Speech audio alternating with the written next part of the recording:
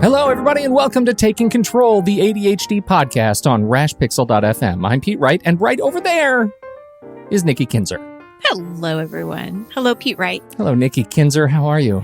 I'm good. How are you? I'm doing very well. Very, very Yes. well. I'm doing so well. If you were a Patreon supporter of the ADHD podcast at patreon.com/the ADHD podcast, you would hear why. Because the live stream audience, our Patreon supporters, actually heard my story about why I'm so great. That's true. So there you go. One more reason to sign One up. more reason. My to- great to story. learn more Feeling about so good. Pete's great stories. Oh my goodness. You have plenty of them. This is kind of another episode in a series that we've been talking about here. We're talking about how do you know what to do when you need to do it? Yeah. Well, it's just this odd thing that I was looking at our past shows because I've procrastinated a little bit on forecasting these shows because usually, for the podcast, I sit down and I think about like themes and things that I want to go through like each month and when we're going to have guests and stuff like that. And because our guests got moved, a couple weeks later, and we had already been sort of talking about this procrastination stuff. And so, I was looking at the list and I'm thinking, this kind of makes sense. Yeah. Let's talk about how to prioritize because it is such an issue for so many people that it just seemed like kind of the next thing to talk about. I love that that's the next thing to talk about, especially because I've been on such a high around to-do managers. And now what happens when you actually stop checking out to-do managers and have to do the work? Exactly. That's a whole new world for me. It's a whole new issue that we have that's to right. face. But before we dig into the conversation proper, make sure you head over to takecontroladhd.com. You can get to know the show a little bit better and listen right there on the website. But even better, subscribe to the mailing list and we'll send you an email every time a new episode goes live. But even better than that, go ahead and jump over to Apple Podcasts or Overcast or Pocket Casts or Downcast, one of the fantastic podcast apps that you can use on your phone or on the web, and subscribe to the show. So the show will download directly to your device and send you a little notification. And if you feel so inclined and you like what you hear, you can jump over and leave us a review in Apple Podcast, help other people find the show. And as I mentioned earlier, don't forget, jump over to patreon.com/the ADHD podcast. If you've connected with something that we've said on the show over the last 6, 7, what odd years, and you feel like it might be worth giving back a little bit, we'd appreciate a couple bucks a month to help support the show, help continue to grow the show, and do things like help Nikki get some new equipment, like this fancy new microphone. That's right. Listen to how good she sounds, those dulcet tones of Nikki Kinzer. The mic is always plugged into her computer. She'll always sound this great. Always. Fantastic. Thank you, everybody. Never unplugging this thing. I have a brief promotional interlude. Yes, you do. It's just a brief announcement. You know how much I love talking about my my ADHD on this show, and it turns out what I love talking about, in addition to ADHD, is all the other anxieties that I live with. So I've started a new show. It's called What's That Smell? A sometimes funny podcast about humans and their anxieties. And it launches on Monday the 12th, which by the time you're listening to this in the feed proper, it will have just launched in iTunes and all of the fantastic podcast directories. I would appreciate it if you would check it out. Give it a listen. Let me know if you like it, if you like what you hear. It's I do it with another colleague who lives down in Los Angeles, and we've been podcasting together for a long time, and this is just a new property we're very excited about. Hopefully it'll give you a couple of chuckles. And at the end of this... it's more than just a couple. It's pretty funny. Well, the trailer... There is a point where I'm in the car and I'm at a stoplight and I am like laughing literally out loud, cracking up. And I'm sure the person next to me just thought I was crazy. Well, it's pretty funny. You guys are funny. I'm really glad to hear that because that's our goal. I think people get sad and tied up in a lot of their anxieties. And I think it's okay to like drag it out into the light and laugh about it. That's kind of our motto. So that's what we do. The trailer is available right now. You can subscribe to the show and make sure you don't miss it. And I will tag the trailer at the end of this very podcast episode. So if you want to check it out, just make sure you listen all the way to the end and you'll hear it. That's it. Awesome. Shameless plug over. Thank you, Nikki. We support you, Pete, right? It's always very exciting, sort of, putting something new out into the world. And this was the theme of my year, right? Was expansion. I got to try some new things. And so yes. I'm nervous and anxious and excited, and Monday's the big day. So that's exciting. Yeah. Well, I wish you the best of luck, and I'm going to put a little review on there. Oh, very nice. For you. Very nice. Thank you very much. You bet. Okay, prioritizing your work. What is next on the list, Nikki? How would you like to talk about this? Well, like I said at the beginning of the show, it just made sense, right? Because the last few weeks we've been talking about to-do task managers. We've been talking about how to work more efficiently. We've been talking about dealing with procrastination. So it just, like I said, made sense to go into prioritizing tasks and making sure you're working on the right stuff, right? Because that's kind of what we're looking at, especially when we're thinking about how to work more efficiently. We want to make sure we're working on the right stuff. So what's the challenge? What do you think is the challenge with trying to prioritize with ADHD? I lose tasks. I get very excited about dumping everything into a system, and then I see it all, and it turns to like noise, and then my brain goes to something else. I can't look at it and see and filter innately what is the right thing to do right now. All I see is a giant blob of stuff, and it is a huge effort to activate the muscle that allows me to put everything in focus. That's a big challenge for me. Good. Okay. Well, not good, because that's not, I'm not like celebrating your challenge. I delight in your failure. Excellent. Tell me more. But I'm glad you share it. Thank you for sharing it. So what, I'm putting my coach's hat on. So what do you do to overcome that overwhelmed feeling is what I'm hearing, right? You're feeling pretty overwhelmed because you've chosen this wonderful task manager. Yeah, let's just say I've selected one. Who knows? You've selected one, maybe two, but at least one. So yeah, how do you overcome that? Oh, that reminds me. I'm actually wearing my appropriately themed shirt. You're doing it wrong. Do it better. Right? Yes, I try to do it better. I feel like what I have learned over the years, and in talking to you and doing this show and really kind of exploring this, is that I have to stop and reflect and like tune it out. Like I have to be able to take that blob, and sometimes it's as simple as just saying, even holding up a piece of paper over my screen and just looking at the first thing on the list. Right? If I don't find a way to filter just one next thing, then I'm sunk. And that if I don't do it quickly, it feels like there's a trigger, right? If I open my to-do manager in the morning and my times aren't set up and it's just a long list of stuff, I'll start scrolling and then I'm lost. If I start scrolling, I'm just lost. I'm dizzy with too much stuff, and I won't look at the next thing that I need to do. And so sometimes it's just as easy as saying, tune everything out and just do the top thing. But what I have learned, the muscle that you develop over time of doing this, is that you have to focus first on, I always start on deadlines. Like, what is the thing that is due first, not just in my list first. And then I start building my agenda for the day out of that. So, well, and that's definitely, as we've mentioned before in other shows, I think that's probably the easiest way to set the priority for the day is looking at the deadlines, right? Yeah. And these are real deadlines, not fake ones, right? not right, ones not that you just that well, you for think example, you like we do this show, we record it on Friday, and I have some things that there are that we have made an agreement with our listeners and with the community and with our schedule. The show is due on Tuesday. It goes live at 6 a.m. Tuesday morning, West Coast time.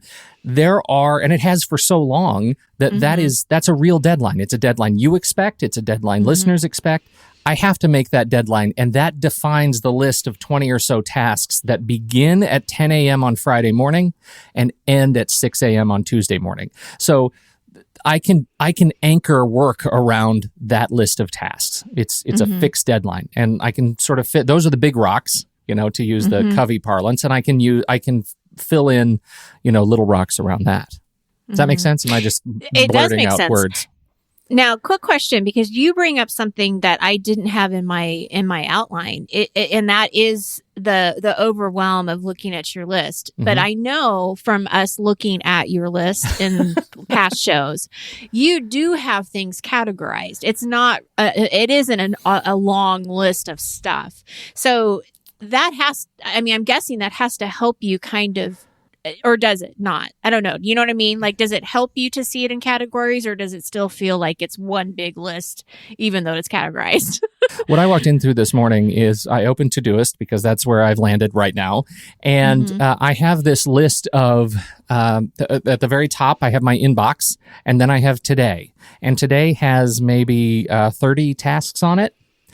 Now, a lot of those tasks are in buckets. Like, for example, the ADHD podcast, that comes with, 15 tasks that I'll complete today. And What's That Smell? I'm recording this afternoon, and that comes with, 12 tasks today and a few other tasks. From within those buckets, I have set a few things that have times associated with them. Like, for example, record the show for the ADHD podcast. That actually has 10 a.m. on it. So I'm able to, based on that, I've built my agenda for today around the times that those certain big rocks have to land. Right. I find that agenda view, being able to put that on my calendar, is enormously comforting when I'm dizzy, because I just know the first thing I have to do is this deliverable that involves a time. This thing is something I have to do. And then as I scroll down, after all the timed events, then I have this kind of wash of other tasks, and most of them are associated with the anchor tasks that have time associated with them. So the ADHD podcast has all these other tasks that I'll be doing as a result of recording the show. And that, I feel like, gives me sanity. It gives me space. And that's what I do at 4:00 in the afternoon. My last sort of scheduled work task is my daily review. And I look at tomorrow. And it is, at the end of the day, it's just a wash of tasks. There's nothing with times on it. But by the end of the day, I feel like I am at a different place, right? Emotionally. I know I don't have, a whole lot more work to wrap up between, 4 and 5. So I feel a little bit more comfortable looking at the wash of tasks and assigning times to the things that I need to assign time. So that means tomorrow when I wake up and look at my tomorrows today, it's not as dizzying and just disastrous for it's just the electricity in my brain. I can't look at it. What I see with a lot of my clients is the challenge of everything is important. So let's take out the deadline. Right? Because we know that that's an easy decision to make. But what about all of those other tasks that don't have a deadline, but they all feel like they have the same importance? How do you get through those? How do you decide what's important with that? Or what you do next? In order to which answer is the title of the show. Yeah, what do you do next? In order to answer that question, I have to get a little bit gooey. Because gooey. Sticky gooey. Yeah, maybe sticky gooey. No, this has really been, last year was really hard for me in this regard. Like, I feel like I made it through the year by the skin of my teeth. Just looking at, because of prioritizing. Yeah, because of priority. Because I wasn't able to. I feel like I did the work I needed to do. It was actually a pretty good year in terms of completing tasks. I checked off a lot of boxes. But we launched a program. We did. We launched a program. We did a lot of great work, but I did it sort of indiscriminately. It was like I did in terms of my internal driving motivator. It was all extrinsically motivated, right? So it was all work for clients. It was all work for. So I stopped right around sort of December, January, and I kind of thought, I don't want to do some big resolutions. I want to think about, the sort of word of the year seems to be themes, like yearly themes. Like, what is this going to be the year of? And for me, it's, in one part, it's expansion. I want to launch some new things and see how they work in the world. But the other thing is I have to stop and focus on the biggest rocks, which are, am I learning and growing?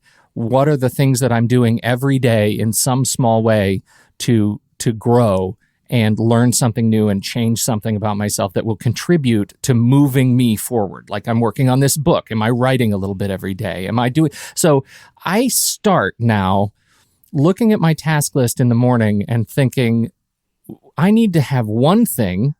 The number one thing that I do is a thing that is going to move me forward in that way. It's going to take 15 minutes to teach me something new. I'm going to watch a video and learn a new skill. I'm going to, produce a show that is going to move me forward. I'm going to write for a half hour. I'm going to, something that's going to move me ahead. And that's always sort of my one first priority is get that scheduled. And I love that. It may be something that involves a client, right? It may be, hey, I'm going to take on a new project and I'm going to learn something new in the process, and I have to, get batteries for a recorder and learn how to use it. I need something like that, right? But it may just be me doing something to move my world ahead. Okay, so that's cool. That's my biggest rock, and it just sort of drives that theme. Then, you take out all the other timed stuff, and then at some point you just have to sift through the wash of tasks. And for me, I do first the tasks that are related to the big rocks that are scheduled in time. I do the things that are where people are waiting on me.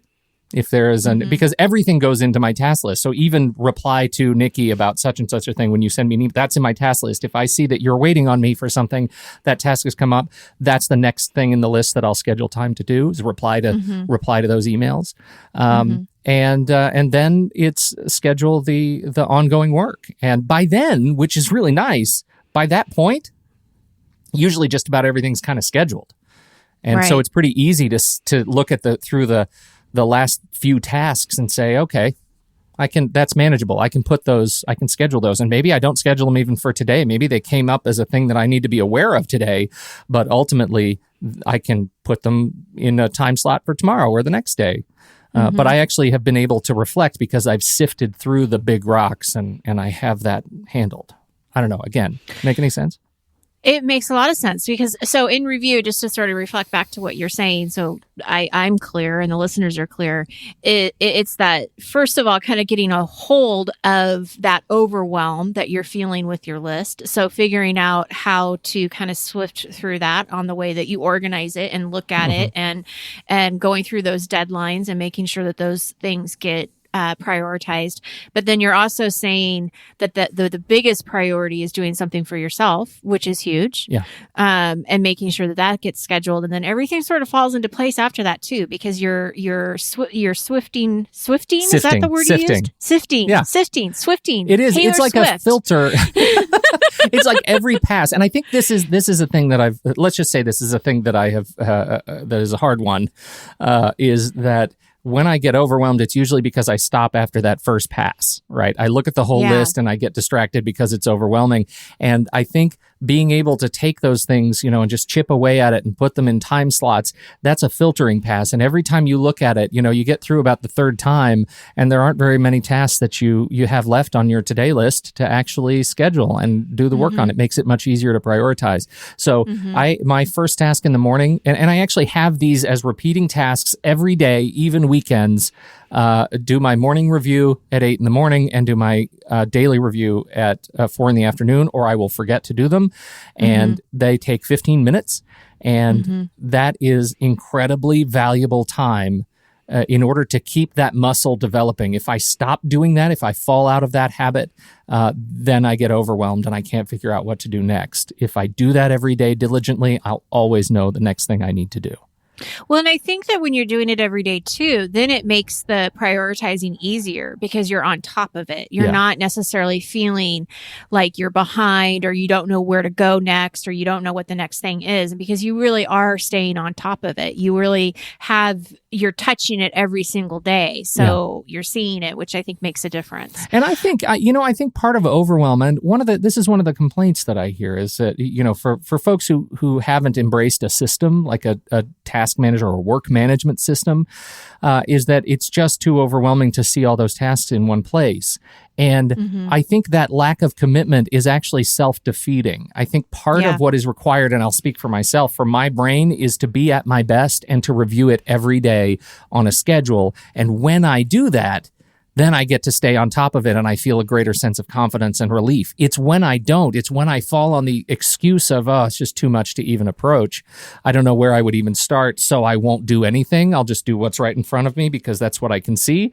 That's when I fall apart. Well, and I think that's perseverance definitely coming through, that I've got to push through this. I can't just let that be an excuse to walk away and not do it. I got to sift through it. I got to make a decision. And I think that sometimes I'll tell my clients that don't worry about even if it's the wrong decision. Just take action. Just do something. So if the choice, and I know this sounds kind of strange, but this is hard for people. Yeah. Do I do the dishes or do I do the laundry? It's like you just choose one. And instead of not doing anything because you're not sure which one is more important, choose something just to get that action going. But I actually have every Friday at 10 a.m. a task goes live that is laundry. And I think when I don't have that on there as that little task, because laundry doesn't mean do all the laundry and then fold all the laundry and put all the laundry away. That's not what it means.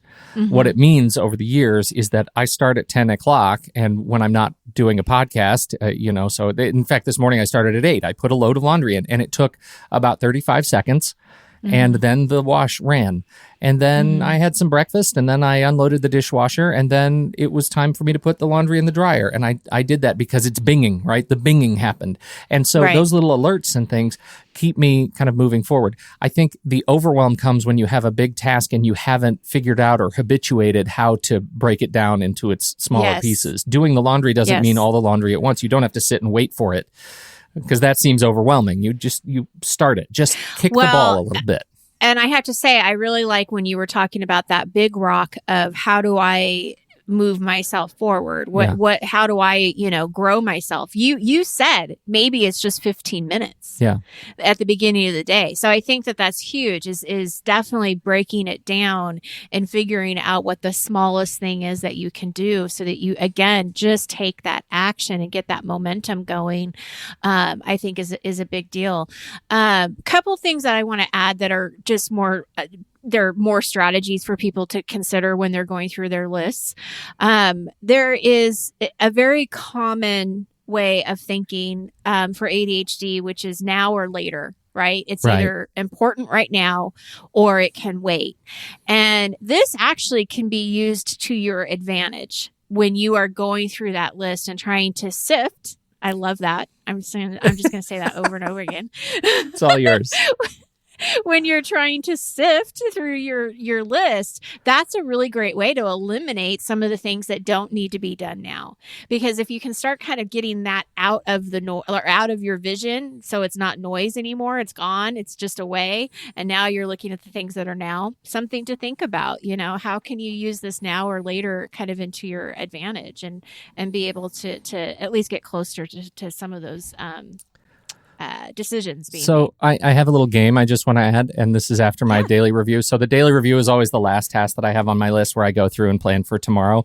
And I have developed, I think it's really over the last 3 months, a really emotionally satisfying little practice, which is I'll take a task, I'll get all my days scheduled, and I'll check off daily review. So I'm effectively done with my workday. And then I'll look at the first task the next day or the first couple of tasks and say, could I knock one of those out today? So it's my schedule later, do now game. And so I'm always ending feeling it's the stupidest little hack. It feels so silly. And yet when I check off my first task for today, I feel like I just won the world. Like that feels so good. Do that. That's another strategy, though, that I have to highlight that you have found yourself is that you have found a way to engage yourself into that task and make it more fun. Yeah. And that's huge because what do we tend to avoid? Well, ADDers are going to avoid the things that they don't want to do, the things that are boring or the things that they just don't have interest. So if you can play a game around it, like what you just explained, that is a way of you re-engaging yourself and actually making it a little bit more fun and exciting. Yeah. And you're getting something out of it. You're getting that immediate satisfaction that you did something. It's kind of a similar vibe to the and I think I used to be one of these people where you make a task list of things you've already done and then check them off. Or you make a list of things you have to do today, including like 10 things you've already done so that you can check them off and give yourself a little push. And that, I used to do that. Like in college, that was a big thing. I would always make a list of things I had to study after I studied them. And it ended up being really unfortunate because I'd always forget something, right? So that's why I like this way, because I'm actually it's giving me a little nudge at tomorrow, but I'm actually doing the work and checking it off when I do the work. And that to me is some variation on the great. game. Yeah. Yeah. So on a side note, I've been doing a lot of stuff on organizing because I'm going into the next theme, going into spring. I'm going to be talking about organizing here soon. And it reminds me of your challenge that you did a couple of years ago or last year. I don't remember how far, time kind of flows in together.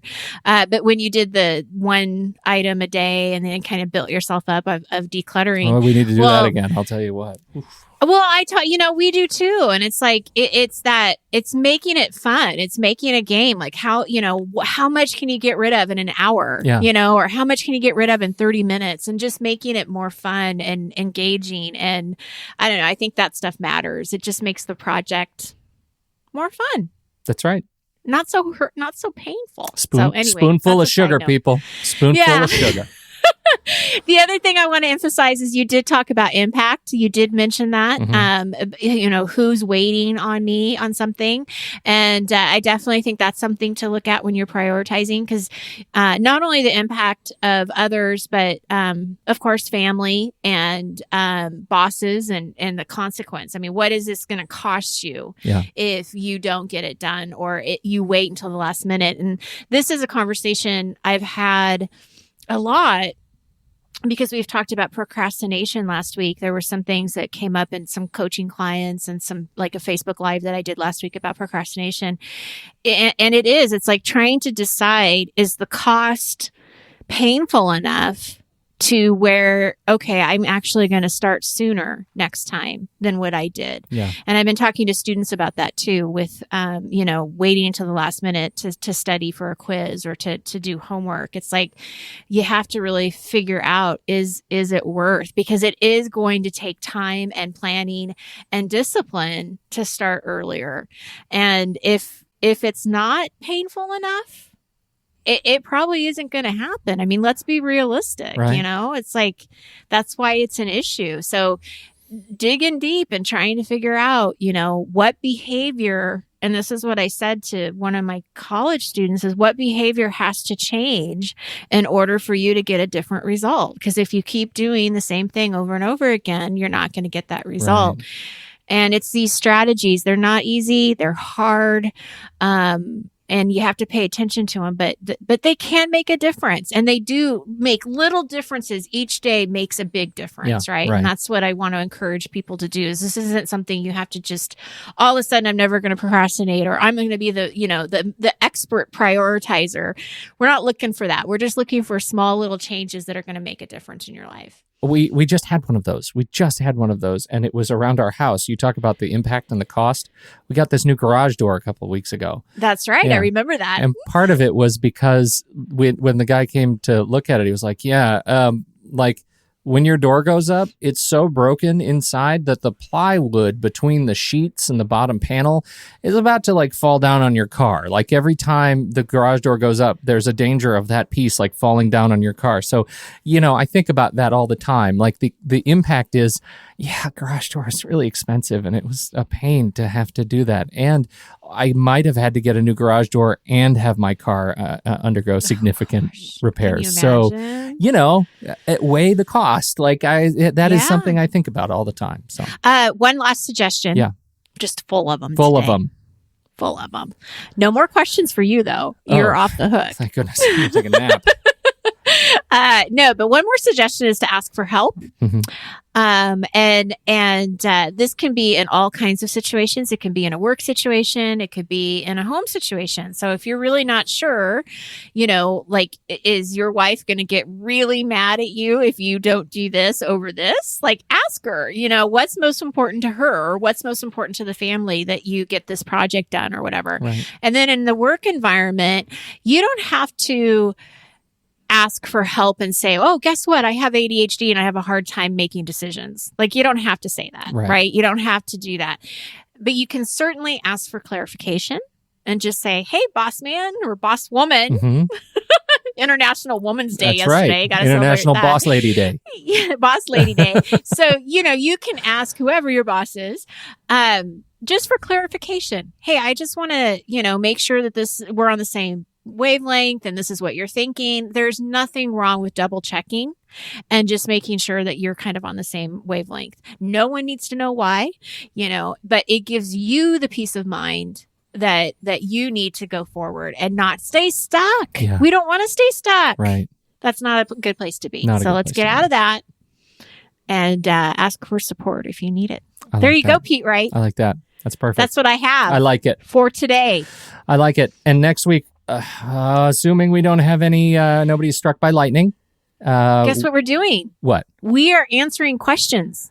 That's what we're doing right. next week. That's right. We're answering Because questions. our lovely listeners have given us questions, and I think I've compiled at least 6 of them. Mm-hmm.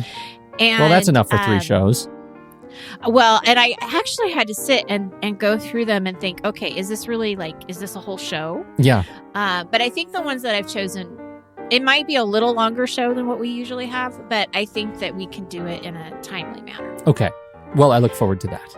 Yes. All right. I love Q&A. Q&A shows are my favorite. So, you know what? If there are any other questions, send them in. Send them to Nikki. Give her something else to do this week. Because she thinks she's all finished, but she might not be. Send them in. I know. Send them in, and then we can do 2 shows. That's right. We'll do 2 shows. Thank you, everybody, for your time and attention, for downloading and listening to this show, for considering joining us over at patreon.com/the ADHD podcast. We sure appreciate you doing that. And for jumping into the live stream whenever you can. We sure appreciate that, too. So on behalf of Nikki Kinzer, I'm Pete Wright. We'll catch you next week right here on Taking Control, the ADHD podcast.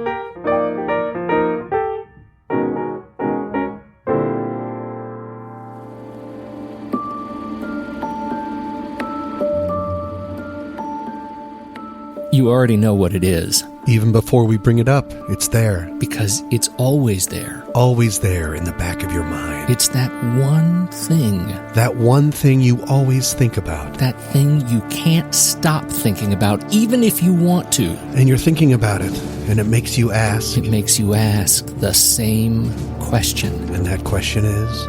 What's that smell?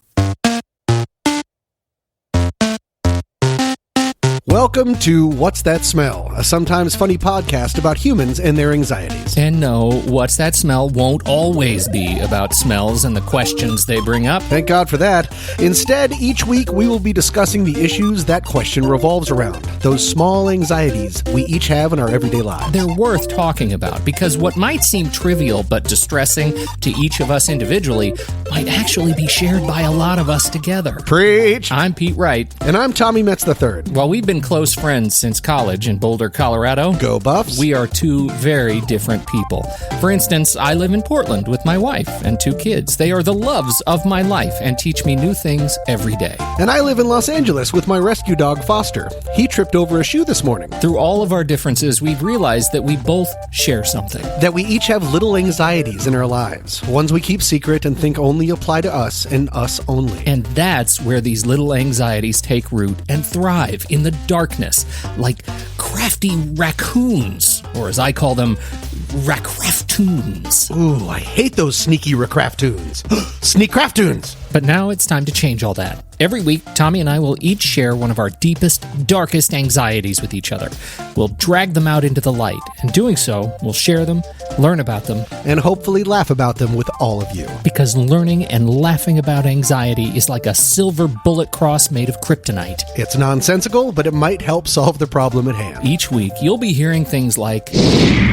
You know, as I've been an adult for a zillion years now, the rational part of me knows that that's not possible because of physics and aerodynamic lift. It's just not possible. And then I did a little bit of research. Oh, dear. It is absolutely possible. It is 100% possible. And what is the first thing you think about when you're 12 and somebody says particles of stuff are going in your nose? Not flowers. No, it's poop. It's always poop. I can't believe I had to actually tell you. No, I just didn't want to say the word. As a mitigating factor, everyone knows your mother is a liar. The package of cookies was open, and I reached in and I brought, already? Yes, they were already open, and I put them, I grabbed 2 cookies and I came into my office and I put them down on my desk to come in and record with you. And then I picked up one cookie and I put it in my mouth and I ate it. And then a few minutes go by and I reached down and I picked up the other cookie. And what's on the other cookie, Tom? Ants, Tom. Oh! no, Yeah. no, no, no, no, no, no, Yeah. no, no. We're done. No more. We can't talk about ants. You know, I'm trying to tell you that I put Actually- ants in my mouth, right?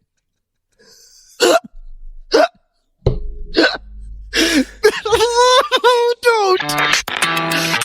So come join us on this experiment into the unknown nonsense we call our brains. Some of our anxieties will be stupid. Some will be more real. But all of them will be worth talking, learning, and laughing about. And we will most definitely want to hear from you. You might be surprised that some of our little anxieties are some of your little anxieties. It'll be like listening to a mirror. And that makes no sense at all. Our first episode will be ready to go on March 12th. Until then, you can find the show at rashpixel.fm. And please go ahead and subscribe on Apple Podcasts, Spotify, Google Play, or wherever fine podcasts are served. Then you'll be ready to go on day one when we try to find the answer to What's that smell?